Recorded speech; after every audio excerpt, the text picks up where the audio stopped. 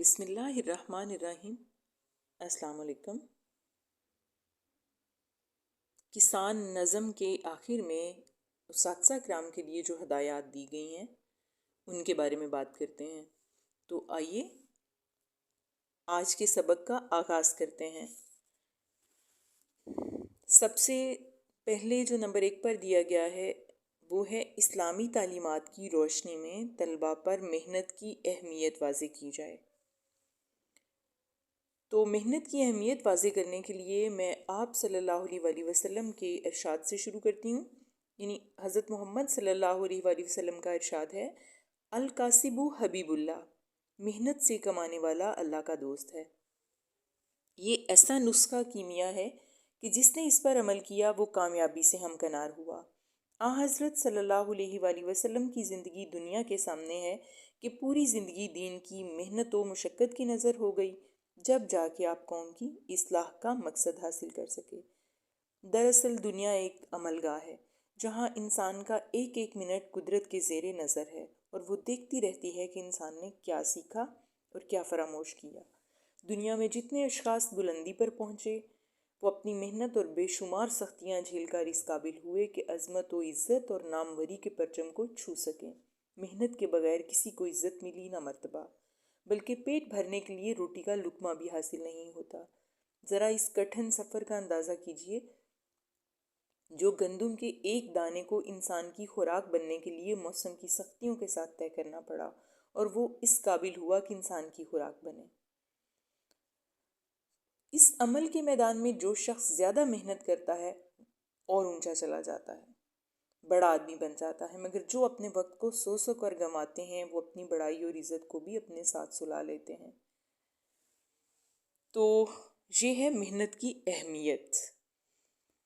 Number 2 پر دیکھتے ہیں، کسان کے موضوع پر کسی اور شاعر کی نظم طلبہ کو سنائی جائے یا مزدور کے موضوع پر احسان دانی یا کسی اور شاعر کی نظم سنا کر محنت کی عظمت واضح کی جائے۔ اصل میں اس کا بھی یہی جواب ہے جو کہ محنت کی عظمت کو ہم نے واضح کرنا ہے، تو میں آپ کو الطاف حسین حالی کے چند اشعار سناتی ہوں جو کہ محنت کی عظمت کے بارے میں ہیں۔ مشقت کی ذلت جنہوں نے اٹھائی، جہاں میں ملی ان کو آخر بڑائی، کسی نے بغیر اس کے ہرگز نہ پائی، فضیلت نہ عزت نہ فرما روائی، نہال اس گلستاں میں جتنے بڑھے ہیں، ہمیشہ وہ نیچے سے اوپر چڑھے ہیں۔ تو یہ اشعار جو ہیں وہ محنت کی عظمت کے عکاس ہیں۔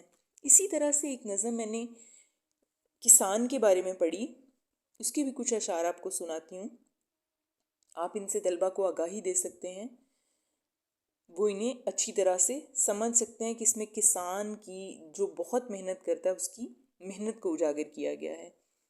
ہمیں کہتے ہیں لوگ کسان، دل میں دھڑکن میں سینے میں بستا ہے پاکستان، چیر کے دھرتی کے سینے کو ہم جو اناج اگاتے ہیں، تب جا کر سکھ چین سے سب پاکستانی کھاتے ہیں۔ تو کسان بہت محنت سے اناج اگاتا ہے جو سب کے پیٹ بھرتا ہے۔ اس اناج کے تیار ہونے کے پیچھے ایک لمبی چوڑی محنت کی داستان ہے۔ زمین کو تیار کرنے سے لے کر وقت پر پانی دینا، وقت پر بیج بونا، اس کی رکھوالی کرنا اور اسی طرح سے اس فصل کو پروان چڑھتے ہوئے دیکھنا، موسم کی سختیوں کو برداشت کرنا، دھوپ کو برداشت کرنا، بارش کو برداشت کرنا، تو تب جا کر وہ اناج میں بدلتا ہے، وہ بیج جو کسان اگاتا ہے۔ تو کسان کی جو محنت ہے اس کا کوئی نعم البدل نہیں ہے۔ اسی طرح سے آگے ہے، جوش کی نظم گوئی کی خوبیوں اور آہنگ سے طلبہ کو متعارف کرایا جائے۔ تو یہ آپ اپنی نظم کسان کو اگر دیکھیں، اس سے پہلے صفحے پر یعنی 127 صفحہ پر جوش ملی آبادی کا جو ان کی وہ زندگی کے بارے میں کچھ بتایا گیا ہے، آگاہی دی گئی ہے، اسے پڑھتے ہیں۔ جوش ملی آبادی لکھنؤ میں پیدا ہوئے، پورا نام شبیر حسن خان اور جوش تخلص تھا، کلمی نام جوش ملی آبادی اختیار کیا۔ ان کے خاندان میں علم و ادب کی روایت موجود تھی، ان کے دادا بھی شاعر تھے۔ جوش نے عربی اور فارسی کی ابتدائی تعلیم گھر ہی میں حاصل کی۔ ان کا گھرانہ مالی طور پر آسودہ تھا۔ سینٹ پیٹرک کالج آگرہ اور علی گڑھ کالج میں زیر تعلیم رہے، مگر سینئر کیمبرج سے آگے نہ بڑھ پائے۔ جوش زبان و بیان پر ماہرانہ دسترس رکھتے تھے، الفاظ کے در و بست پر انہیں قدرت حاصل تھی۔ رومانوی شاعری ان کا امتیاز ہے، انہیں شاعر انقلاب بھی کہا جاتا ہے۔ اردو کی مقبول ترین صنف سخن غزل سے ان کی دلچسپی نہ تھی، بلکہ ان کا شمار غزل کے مخالفین میں ہوتا ہے۔ وہ نظم کے شاعر تھے۔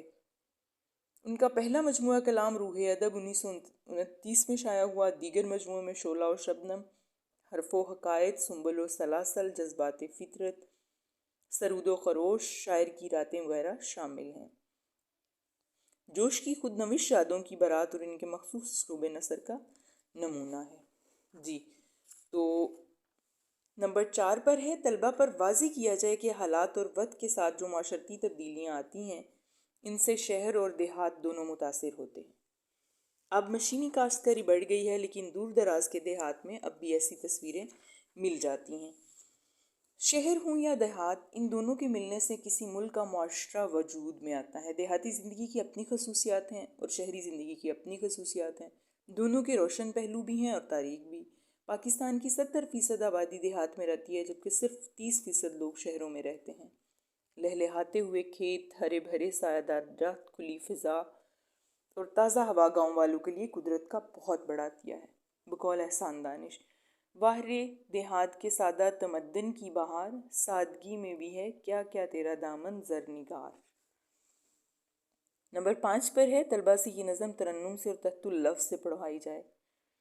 تو یہ آپ بچوں سے خوبصورت انداز میں پڑھوائیں، ان سے سن سکتے ہیں۔ تو یہ تھی اساتذہ کرام کے لیے ہدایات۔